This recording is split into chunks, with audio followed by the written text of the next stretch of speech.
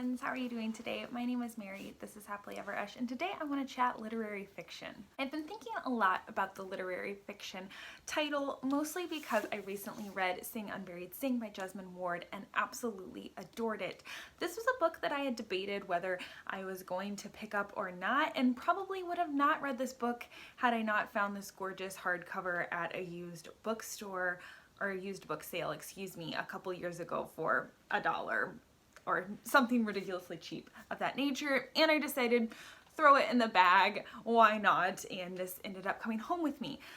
Again, probably wouldn't have picked it up even though it was on my shelf for even longer if it hadn't been my book club pick in April. And so for both of those serendipitous events, I want to say thank you. But this book has really gotten me thinking about the literary fiction title, and I want to chat about it. And then I also want to kind of talk about the kind of literary fiction I enjoy and give you some recommendations if you have a similar reading taste to me. So let's just hop on into that discussion. Apart from really spending some time thinking about literary fiction, I don't think I would have considered myself someone who reads in that genre. I think I've tended to be fearful of the literary fiction title because I tend to think that it's maybe too smart for me, or I don't always enjoy the more unique or different things that are happening with characters or plot, or I don't really like strong magical realism bits. But really, literary fiction is such a broad genre, and it is just that. It's a genre of fiction just like any other romance, horror, fantasy, and it's trying to capture a certain reader and be marketable to that certain reader. And so I don't want to be scared of it as a reader, and I also enjoy lots of literary fiction books. I just have a certain kind of type of book that I enjoy, and you probably also enjoy literary fiction, but have a certain type.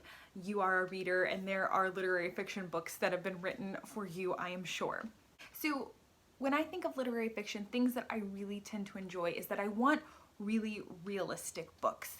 I want it to be very firmly centered in reality, and I want to have it be believable. And if there is a magical realism aspect to it, which I'm totally down for at times, Sing Unburied Sing has a strong magical realism aspect to it. I also want that to be realistic though. So believed the mystical, magical part of this book. It felt like it belonged in this world. Jesmyn Ward managed to make me believe it so strongly, and I think it's because the metaphor and what that message was saying was so grounded and rooted in reality that I was in the ride with her. I could totally hop on and believe it. So I think that's, for me, I need it to be very rooted and grounded in the world and the experiences. I'm not here for like different magical realism just for the sake of it, and I know a lot of people really enjoy that. That's not me. I need to believe that there is a reason,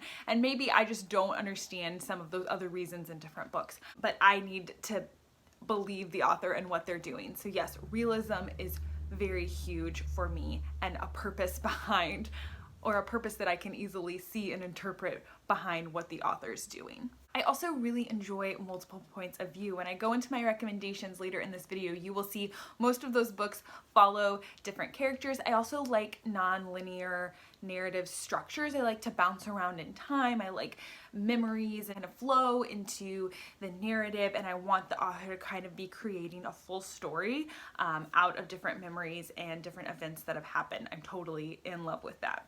I also am very drawn to rule settings. I think because I can really identify with more rule settings as I grew up in a very small town, and I think that kind of crafts realism for me because it is my reality, or was my reality for so much of my life, and those issues in rural communities are very close to my heart. I'm also all about the quiet, the simple, the mundane. I'm totally like down to sit with a character and their musings over coffee or whatever. I love quiet stories. I love a slow burn, and I really love strong characters, which I think is kind of a hallmark of literary fiction. They're usually more character driven than plot driven, though I don't think that necessarily holds true in all cases, but I do enjoy the character study aspect of a lot of literary fiction. All right, so now that you kind of know more about what I enjoy in literary fiction, let's hop on to the recommendations, books that I have loved that I classify as literary fiction. You might totally disagree with me. I think most of these are also classified as literary fiction on Goodreads. Also, when you look at the covers, I find covers to be so interesting. They definitely all have very like literary fiction covers in my opinion, like the typography, the artwork.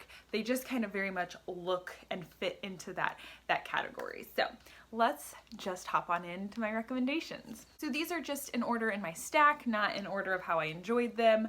And the first one that's sitting there is Plain Song by Kent Harif. I read this at the end of last year, and it was a book that utterly surprised me. I fell head over heels in love with the story. It's set in Colorado, and we're following a very small town, small community, multiple different points of view, and really kind of the center of the story is a young teenage girl who's become pregnant. Her mother kicks her out, and it's kind of this community coming around to support her, and it's kind of all about found family, found community, what makes community, and kind of the interconnectedness of all of our lives. It's super quiet, a super slow burn, but one that I absolutely adored, and it was a National Book Award finalist, so I don't think that I'm alone in saying that I loved this book. Next is some Ann Patchett. She was one that I debated if she was literary fiction or not, and see, again, these categories are so fluid, but Goodreads said she is, and I definitely think kind of her more character studies, slow burn type novels would fit into that category, and so Commonwealth is the one that I picked by Ann Patchett. So in this story, we're following two families, the Cousins family and the Keatings family. At the opener, we are at a baptismal party for Franny Keating, and Franny's mother ends up kissing the cousin's father, and it's kind of how this event goes on to reverberate and affect both of these families' lives and their children's lives. It's all, again, about how we're interwoven, interconnected, how small, mundane events can make huge impacts in our lives. It's quiet, but it's so beautiful and poignant, and I absolutely adored this book. Ann Patchett creates some convincing characters, and she just totally sucks me in. I listened to this on audio. It was a great listen. I absolutely adore Ann Patchett. I've also read The Dutch House by her and quite enjoyed it, and I would highly recommend her for getting started with literary fiction. I think she's really accessible and has such an easy prose to fall into. Next is a book that I read quite a few years ago. I would think it's one of the more wordy ones, a more poetic writing and kind of very more intense musings on life, and that's Gilead by Marilynne Robinson. This is also in kind of a series, just like Plain Song is. I don't know if I mentioned that, but there's other books in that series. This also kind of follows a series that you don't have to read in order of publication date, but they're all kind of interconnected. And in this story, we are following a pastor who has some sort of illness. We're not, I don't think, ever exactly told what that illness is, but he knows that he doesn't have much longer to live. And he got married later in life and has a very young son. So this whole book is writing letters to that son about life and kind of lessons he wants to pass on to him that he's not going to have an opportunity to do in person, so he wants to do it in some other form. So it's this letter writing that he takes, and it's just absolutely gorgeous, and you could read a sentence over and over and kind of ruminate on it. It's so beautiful, but then at the end there is kind of like a more mystery kind of plot, and it definitely like pulls you through because you want to know what's going on. But this is the definition of quiet, but complex and beautiful, intricate writing. I need to continue on and read the other ones in her series. I have a couple on my shelf. I just haven't yet, but I absolutely adored this one. Would like to do a reread sometime.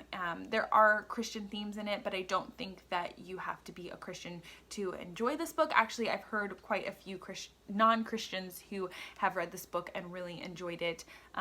It's really a lovely, lovely read, and kind of embodies that rule, quiet, slow burn, character driven novel that I'm talking about. Next is probably one of the most beloved books that I'm going to be talking about, and that's Homegoing by Ya Gassi. This book is absolutely stinking beautiful. This was also Gassi's debut novel, which is amazing. We are following two sisters, one sister who was sold into slavery and the other sister who remains in Africa. And each chapter is from a different perspective of the next person in that generation, if that makes sense. So it's almost like interconnected short stories, which I quite enjoy the short story form. But this is moving and beautiful and such an interesting way to tell the story and to really show the reader the historical effects of slavery.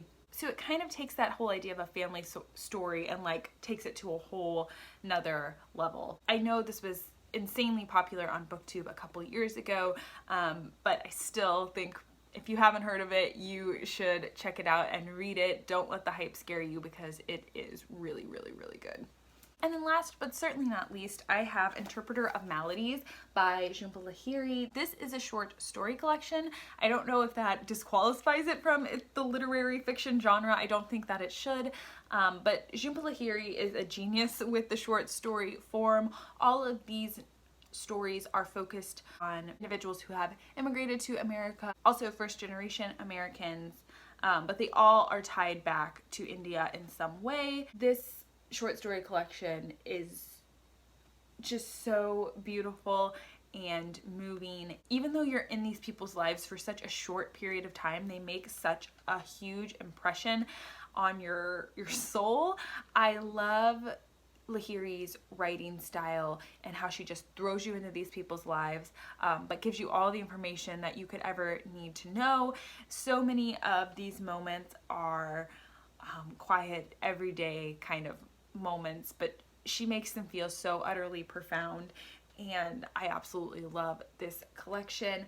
I read her novel The Namesake and I enjoyed it. It had her very distinctive, almost deceptively simple writing style, but I think that this short story collection is highly superior to her novel, though it is a good novel and I know lots of people really rave and love it, but this to me is just almost perfection, and so I would recommend this one over The Namesake. And it was also the winner of the Pulitzer Prize, so if that doesn't sell it to you, I don't know what does. Alright, so that's my little stack of literary fiction that I want to recommend to you guys. I'd love to know, do you consider yourself a reader of literary fiction? Do you like that title? Do you not? I tend to fall on the side that we need categories to like exist as humans. That's how our brains work, but I also understand that it can be dangerous, or not dangerous, that seems very extreme. It can be off-putting at times or kind of make elitism in reading when we are too stuck on our categories. So I don't know. So I can't give you a strong feeling either way of whether I like, you know, the literary fiction title or not. I think I understand why it exists, but I could kind of take it or leave it.